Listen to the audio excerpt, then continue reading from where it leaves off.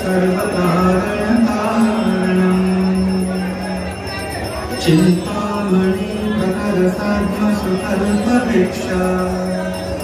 लक्षावृतेषु सुरधीरविपालयन्तम्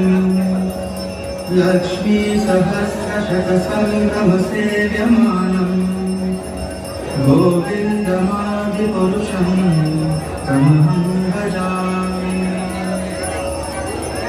वेणुपनन्तमरविन्ददलायताक्षम्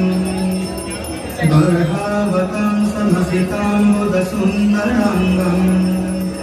कन्दर्पकोटिकमनीयविशेषशोभम् गोविन्दमादिपुरुषं तमहं भजामि आलोलचन्द्रकलसद्वनमाल्यवंशी